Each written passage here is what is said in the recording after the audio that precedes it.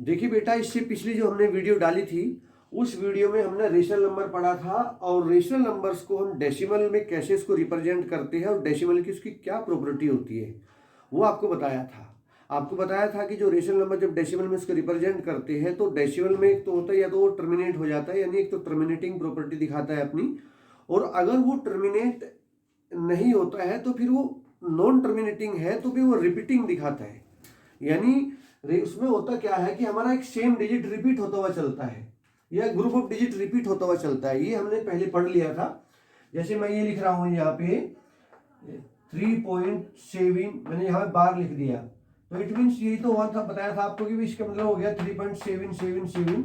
इसका मतलब ये है कि हमारा ये जो नंबर्स है ये एक हमारा रेशनल नंबर्स है या एक ग्रुप ऑफ नंबर। जैसे 3.485 मान लीजिए मैंने ये लिख दिया तो इट मीन्स ये हो गया कि यहाँ पे 3.468 468 468 इस तरीके से ये आगे बढ़ता हुआ चलता है।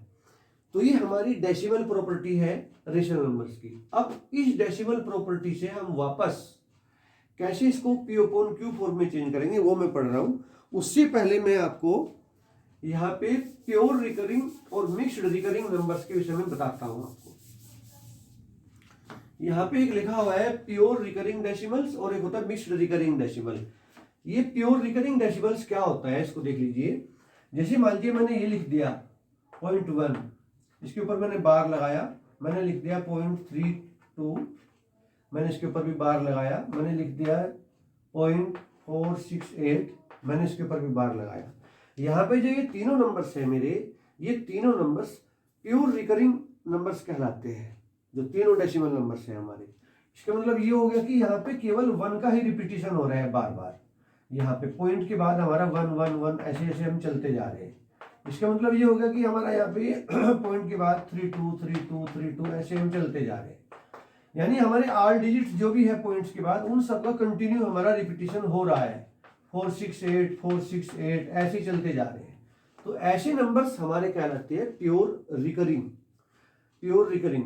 फिर आता है आपका मिक्स्ड रिकरिंग डेसिमल्स।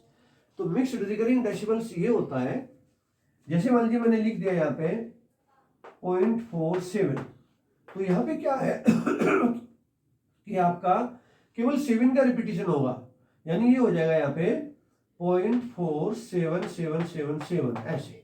तो ऐसा नंबर्स जो है हमारे में मिक्स्ड रिकरिंग नंबर्स कहलाते हैं। अब दोनों नंबर्स को हम किस तरीके से पी अपॉन क्यू फॉर्म में चेंज करेंगे वो मैं आपको अभी बता रहा हूं।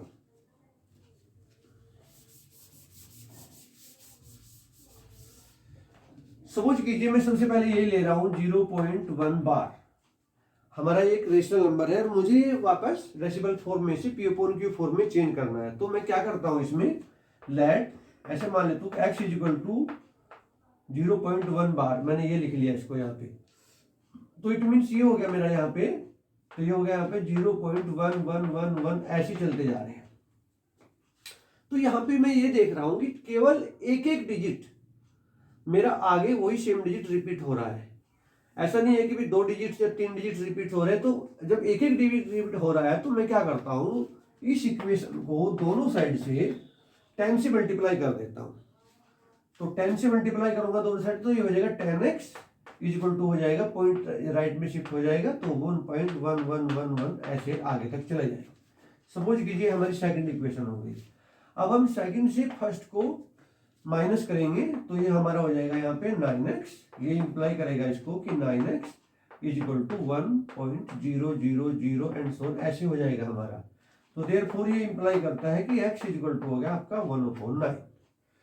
ऐसे ही सपोज कीजिए मान लीजिए मैं ले रहा हूं 0.2, तो इसको भी मान लीजिए मैं इसी तरीके से x मान लेता हूं तो ये भी बिल्कुल उसी वे में हमारा हो जाएगा। तो x इज इक्वल टू हो जाएगा यहाँ पे 2 2 2 2 ऐसे। फिर इसको मैं यहाँ पे 10 से मल्टीप्लाई कर देता हूँ तो 10x इक्वल टू हो जाएगा यहाँ पे, पॉइंट जो है यहाँ शिफ्ट हो जाएगा तो 2.222 ऐसे करके।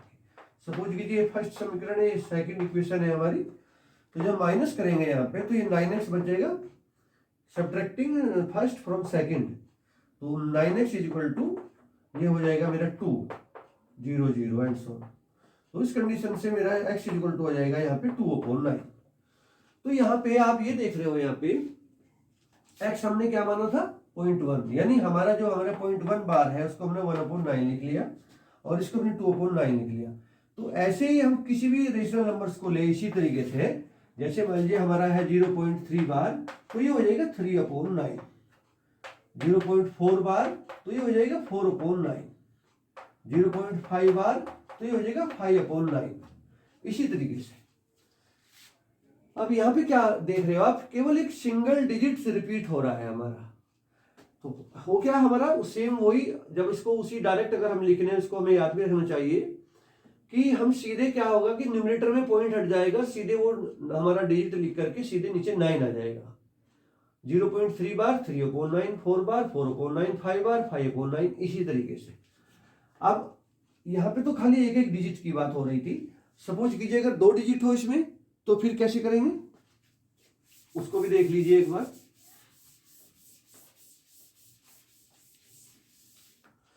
मान के चलिए हमारे पास नंबर ये है 0.46 बार, इस तरीके से, और मुझे ये वापस P/Q फॉर्म में चेंज करना है।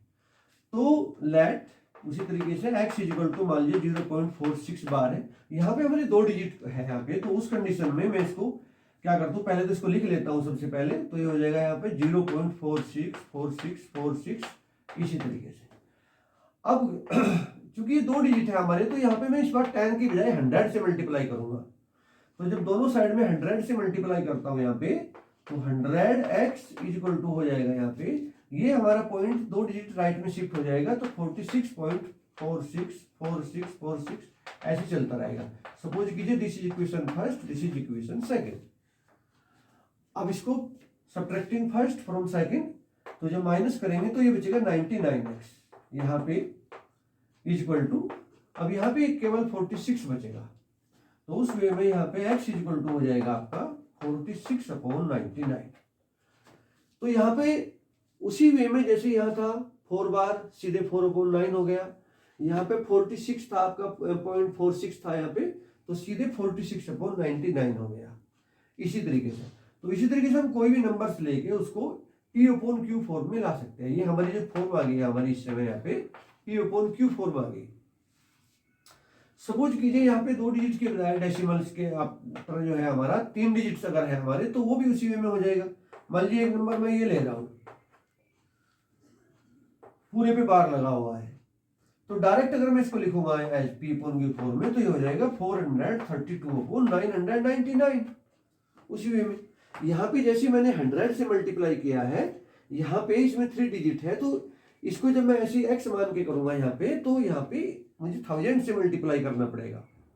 तो इस तरीके से हम अपने नंबर्स को जो है P/Q फॉर्म में आपको उसको चेंज कर सकते हैं। सपोज कीजिए मैं एक नंबर और ले रहा हूं यहाँ पे, ये है 0.47 बार, मुझे P/Q फॉर्म में कन्वर्ट करना है। तो यहाँ पे मैं क्या करता हूँ, लेट उसी तरीके से x इक्वल टू हो गया हमारा 0.47 बार, तो x equal to 4777 and so. तो 10 से मल्टीप्लाई करिए बोथ साइड, तो 10x इक्वल टू हो गया हमारा यहाँ पे 4.777 एंड सो। इसको दोबारा फिर हम 10 से मल्टीप्लाई करते हैं यहाँ पे, तो ये हो जाएगा 100x इक्वल टू, तो मान लीजिए दिस इज इक्वेशन फर्स्ट, तो 10 से जब मल्टीप्लाई किया तो ये हो गया हमारा 47.777 and so. This is equation second. अब सब्ट्रैक्टिंग फर्स्ट फ्रॉम सेकंड, तो ये बचेगा हमारा 90x इक्वल टू, तो ये हो गया हमारा 43, तो यहाँ पे x इक्वल टू हो गया हमारा 43/90। Therefore x मीन्स हो गया हमारा 0.47 बार इक्वल टू 43/90। तो ये P/Q फॉर्म में आ गया हमारा नंबर यहाँ पे, और ये सिंपलेस्ट फॉर्म में लिखा हुआ है क्योंकि इसमें कोई भी कॉमन डिवीजन नहीं है। अब ये हमारा रेशनल नंबर का टॉपिक पूरा हुआ। अब हम लेते हैं इरेशनल नंबर। इरेशनल नंबर क्या होता है, इरेशनल नंबर, उसकी डेफिनेशन ऐसे देते हैं, a number whose decimal representation so non-terminating non terminating and non repeating.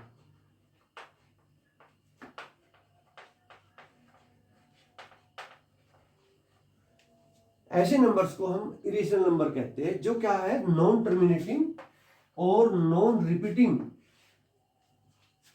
इसको शो कर रहा है। कोई भी डेसिमल नंबर ऐसा है हमारा जो हमारा नॉन टर्मिनेटिंग, यानी वो जब हम उसको डिवाइड कर रहे हैं तो उसका डेसिमल के बाद जो हमारे डिजिट आ रहे हैं वो कभी उनका एंड ही नहीं हो रहा है, वो चलता जा रहा है, हमारा रिमाइंडर डिफरेंट डिफरेंट कंटिन्यू आता जा रहा है, और नॉन रिपीटिंग वो रिपीट भी नहीं हो रहा है। जैसे कि हमने रेशनल में पढ़ा है कि हमारा जो होता है इसमें क्या होता है, नॉन टर्मिनेटिंग और रिपीटिंग होता है, यानी हमारा पर्टिकुलर डिजिट या ग्रुप ऑफ डिजिट रिपीट होता है, लेकिन इरेशनल नंबर में ऐसा नहीं होता है।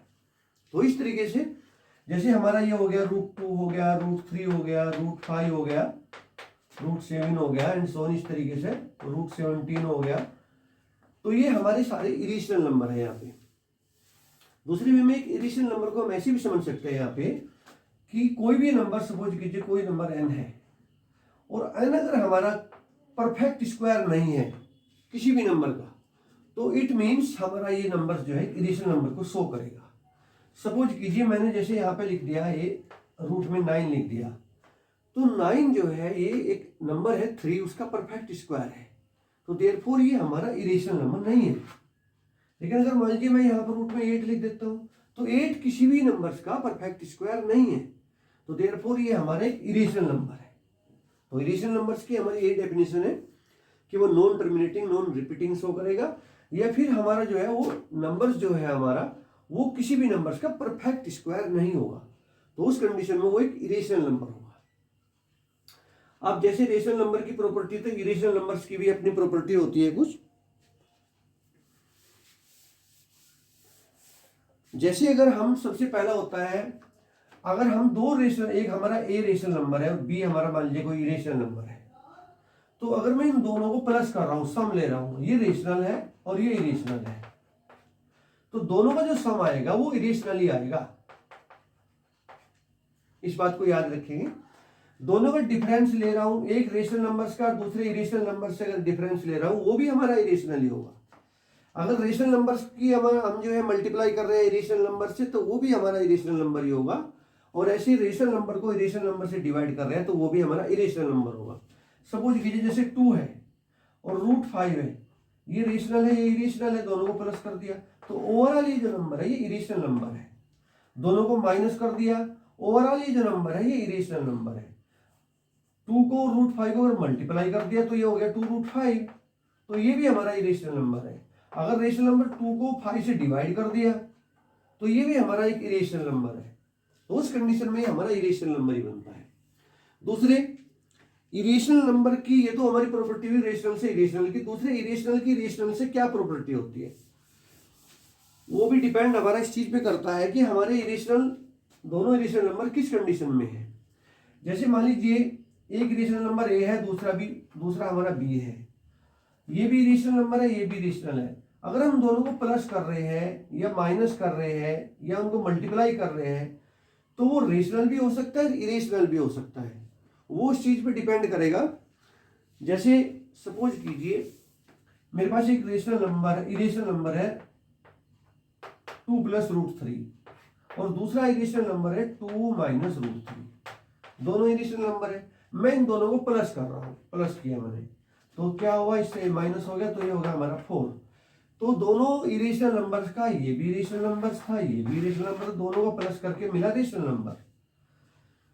तो ये उनकी कंडीशन पे डिपेंड करेगा। दोनों को अगर जैसे हम यहाँ पे मल्टीप्लाई करते हैं, ये है 2 + √3, इसमें 2 - √3 से मल्टीप्लाई कर रहा हूं, तो ये हो गया हमारा 4 - 3 दैट इज 1। तो ये हमारा रेशनल नंबर है। तो यानी दोनों को प्लस किया तो हमारा यहाँ पे रेशनल नंबर मिला, दोनों को मल्टीप्लाई किया तो हमारा रेशनल नंबर मिला। अब अगर मैं इन्हीं को माइनस करता हूं, सपोज कीजिए मैं इसी नंबर्स को, ये है हमारा 2 + √3 और इसमें माइनस कर रहा हूं 2 - √3 को, तो फिर क्या हुआ माइनस करने पे, 2 + √3 - 2 + √3, तो 2 से 2 हो गया, तो ये हो गया मेरा 2 √3। इस तरीके से, तो ये क्या हुआ, ये इरेशनल मिला। यानी अभी हम जो है दोनों को प्लस कर रहे तो रेशनल आ रहा था, दोनों को माइनस किया तो इरेशनल आया। तो इस तरीके से वो नंबर की जो हमारा रेशनल नंबर है वो उसकी प्रकृति पे डिपेंड करता है कि वो किस तरह से है। तो ऐसे ही वो मल्टीप्लाई करने पर रेशनल भी हो सकता है, इरेशनल भी हो सकता है। ठीक है बेटा, तो इस तरीके से ये सब बच्चे सारे बच्चे याद रखेंगे।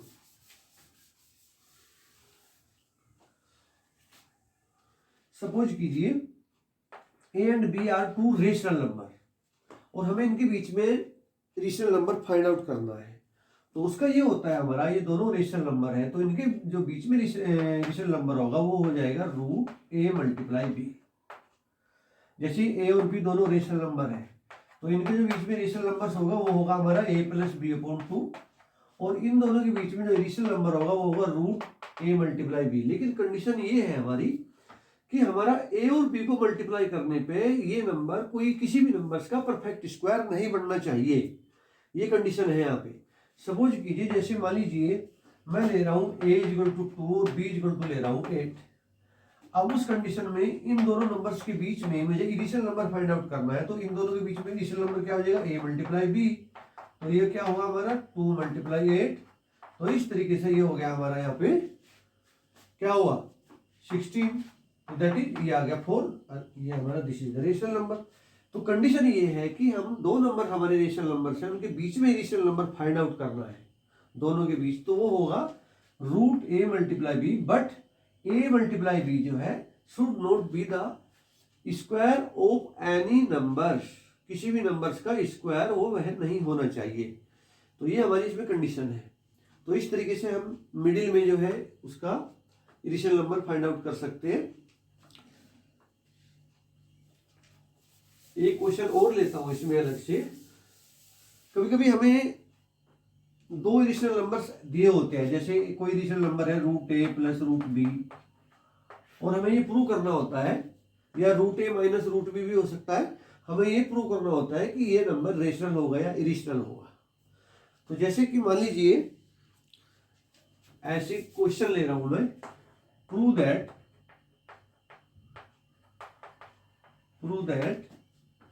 Root 3 plus root 2 is an rational number. Rational number मुझे ये फाइंड आउट करना है, यहाँ पे प्रूव करना है कि हमारा रूट 3 प्लस रूट 2 जो है एक रेशनल नंबर है। तो मैं इसको जो है अपोजिट मान के चलता हूं। मैं यहाँ पे क्या करता हूं, let root 3 plus root 2 is a rational number. मैं इसको रेशनल नंबर मान लेता हूं। अब क्या हुआ, जब हमारा ये रेशनल नंबर है, मान लीजिए इसको ऐसे माना मैंने x equal to root 3 plus root 2 और ये हमारा एक रेशनल नंबर है यहाँ पे। तो स्क्वायरिंग ऑन बोथ साइड, मैंने दोनों साइड का स्क्वायर किया है यहाँ पे। तो उससे क्या मिला मुझे, x square equal to root 3 plus root 2 square. तो यहाँ पे होगा हमारा यहाँ पे x square equal to 3 plus 2 plus 2 root 6। तो ये इंप्लाई करता है यहाँ पे x square minus 5 equal to 2 root 6, या फिर ये हो जाएगा हमारा x square minus 5 upon 2 equal to root 6। ये हो गया हमारा यहाँ पे। अब आप ये देखिए x is a rational number, मैं इसको रेशनल मान के चला हूं। x इक्वल टू इसके इक्वल माना तो x हमारा एक रेशनल नंबर है। तो देयरफॉर एक्स स्क्वायर भी हमारा रेशनल नंबर होगा और रेशनल नंबर से 5 का डिफरेंस किया वो भी रेशनल नंबर होगा, 2 को लेंगे तो वो भी रेशनल नंबर होगा। तो ओवरऑल मैं ये कह सकता हूं कि x square minus 5 upon 2 is a rational number. ये मेरा एक रेशनल नंबर है, but root 6 is not rational. Root 6 क्या है, रूट 6 हमारी रेशनल नंबर है। तो जो हम ये कंडीशन मान के चले थे कि let this is a rational number, ये हमारी कंडीशन जो है, हमारी कंडीशन का जो है यहाँ पे ये कंट्राडिक्ट हो रही है हमारी कंडीशन। यानी हम जो अज्यूम करके चले थे वो चीज हमारे विपरीत जा रही है। तो इसका मतलब ये हुआ कि हमने जो ये माना था कि रूट 3 प्लस रूट 2 एक रेशनल नंबर है, वह नहीं होगा। तो therefore root 3 plus root 2 is not a rational number, बल्कि root 3 plus root 2 is an irrational number. Okay, तो इस तरीके से हम लिखेंगे therefore √3 + √2 is an irrational number. ऐसे निकाल सकते हैं। तो बेटा इसको आप समझने की कोशिश करना। ये टॉपिक आपका कंप्लीट हो गया है, और जब आप इसको ठीक से एक बार देखो, दोबारा एक बार इसको फिर देखना, ये अच्छे से समझ में आएगा आपकी। ओके।